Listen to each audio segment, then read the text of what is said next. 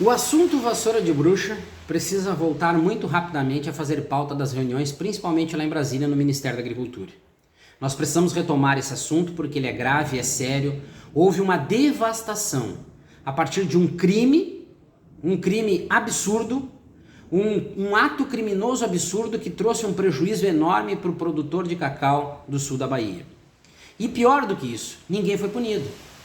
E é através dessa falta de punição, a gente já começa a prever que tipos de crime, como foi esse da introdução da vassoura de bruxa, podem acontecer com outras culturas, porque bandidos sabem que bandidos não foram punidos. E a impunidade gera cada vez mais crimes aqui no Brasil.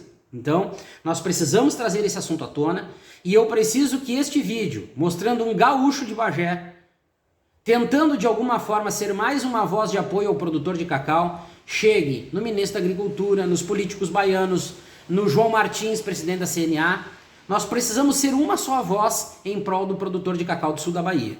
E esse vídeo, assim como tantos outros relatos e manifestos, precisam ganhar corpo e voz e espaço no Brasil, para que todo mundo entenda a gravidade que foi essa introdução criminosa da vassoura de bruxa. Então, isso aconteceu em 1989, foi o primeiro foco. Mas essa introdução criminosa inviabilizou algo em torno de 600 mil hectares de terras no sul da Bahia. Afetou 93 municípios baianos, mais de 3 milhões de pessoas, prejudicou a região. Foi um problema socioeconômico tremendo que também não ficou só no sul da Bahia ou no estado da Bahia. Isso causou um prejuízo para o Brasil. O produtor de cacau, através do sofrimento causado pela introdução criminosa da vassoura de bruxa, vários cometeram suicídios.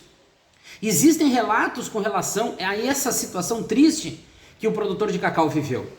A inadimplência e o superendividamento não foi culpa do produtor.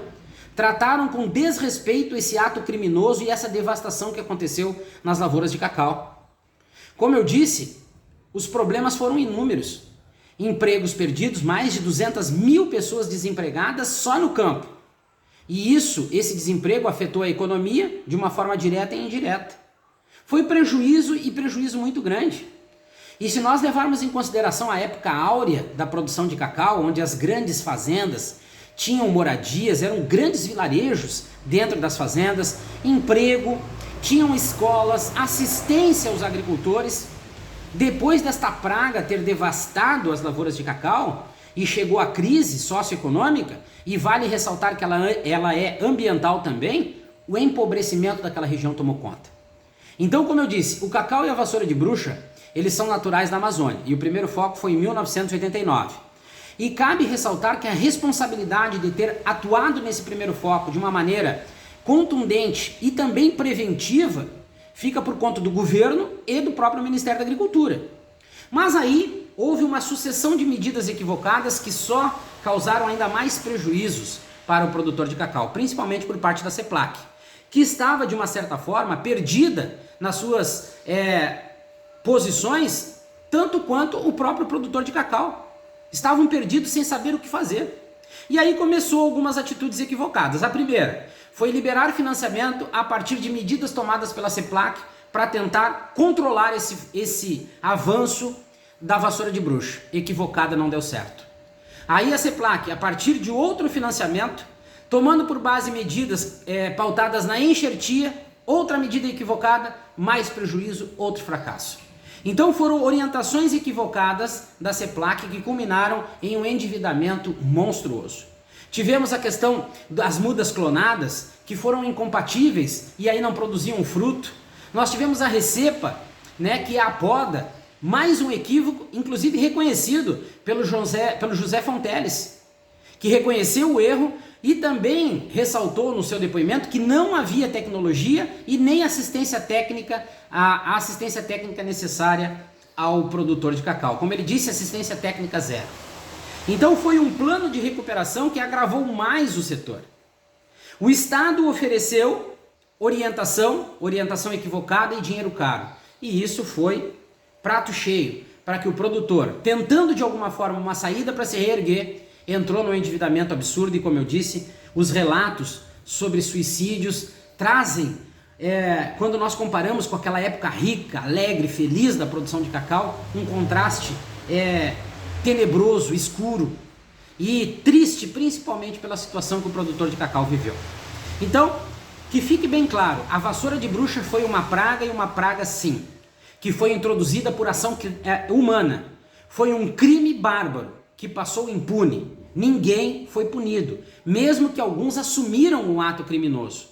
E mais, eles tentaram de uma certa forma criar um cenário deixando, e aí muitos se perguntam como é que essa pessoa conseguiu entrar na CEPLAC com um saco de ramas de vassoura de bruxa e deixar na mesa de um dos diretores, e mais, deixaram um bilhetinho escrito à mão com um texto direcionado para esse diretor. Então foram uma sucessão de atos, de erros e de situações que deixam, as pessoas de uma certa forma desconfiadas, que fizeram com que houvesse essa devastação das lavouras de cacau no sul da Bahia. E aí entra naquela questão assim, um cidadão chamado Luiz Henrique Franco Timóteo. Esse foi um criminoso assumido.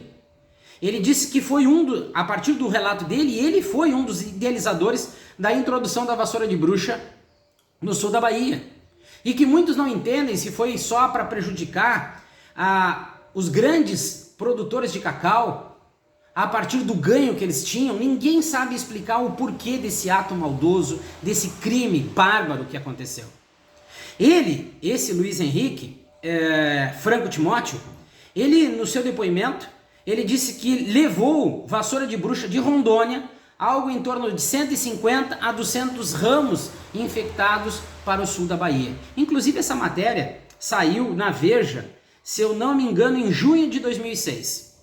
Lá está escrito todo o depoimento deste bandido, desse criminoso chamado Luiz Henrique Franco Timóteo, que passou impune. E sabe-se Deus quem está por trás, desse ato criminoso praticado por ele, quem é o mandante ou quem são os mandantes desse ato criminoso que devastou as lavouras de cacau do sul da Bahia. E somados a isso, a falta de justiça, a falta de investigação, a falta de punição, sumiram documentos da CEPLAC, foram encontrados dossiês falsos. Então um processo administrativo foi arquivado, ou seja, não houve indiciado, tudo ficou por isso mesmo e não houve punição. Mas o grande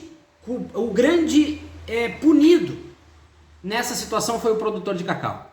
Esse assumiu todo o problema, todo o prejuízo, e justiça não foi feita para tentarem reparar o dano causado a essa cultura riquíssima que era para o Brasil, que era a produção de cacau, e a esse produtor de cacau competente, dedicado, que o sul da Bahia tem e que foi prejudicado, e que até hoje medidas não foram tomadas para reverter esse cenário. E eu estou aqui, um gaúcho de Bagé, levantando a minha voz em apoio a esse produtor de cacau, exigindo um posicionamento por parte do governo federal, do Ministério da Agricultura e da própria CEPLAC.